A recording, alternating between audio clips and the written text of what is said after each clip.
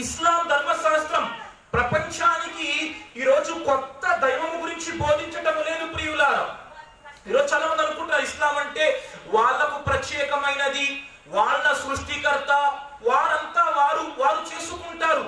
లేదు ప్రియులారా, ఇస్లాం అనేది సర్వ మానవాళి కోసము, సర్వ మానవులను సృష్టించిన సృష్టికర్త తరపు నుండి ఆమోదింపబడిన జీవన విధానం పేరు ఇస్లాం ప్రియులారా.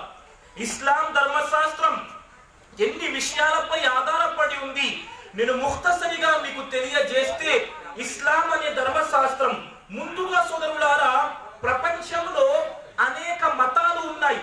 ప్రతి మతానికి ఒక ప్రాంతము ద్వారాలో, ఒక మనిషి పేరు ద్వారాలో ఆ మతానికి ఆ పేరు వచ్చింది.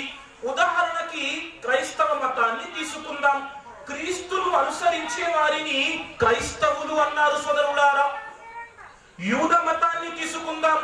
యూదా అనే మనిషి పేరుతో యూద మతం ప్రపంచంలో వచ్చింది.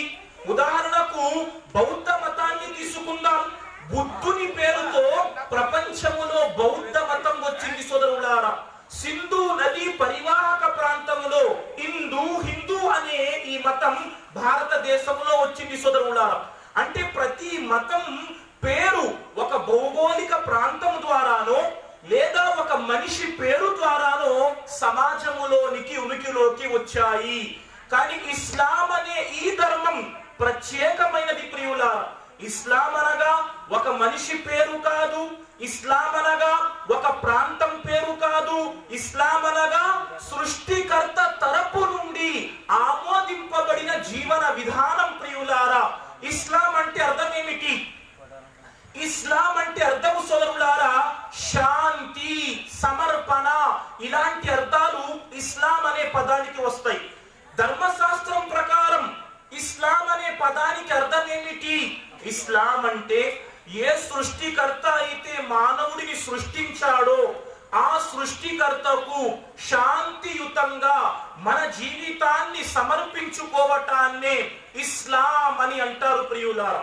ఈరోజు మనం తెలుసుకున్నాం మరి ఇస్లాం అంటే ఏమిటి, ఇస్లాం అనే ఈ ధర్మం ప్రపంచానికి ఇస్తున్న సందేశం ఏమిటి.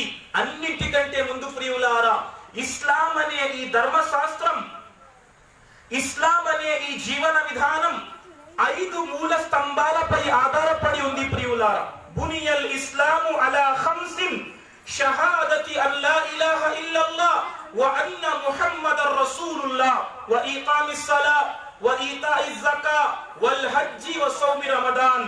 అంటే సుబ్హానల్లాహ్, ఇస్లాం ధర్మం 5 మూల స్తంభాలపై ఆధారపడి ఉంది. ఇస్లాం ప్రపంచానికి 5 మూల స్తంభాలకు సంబంధించి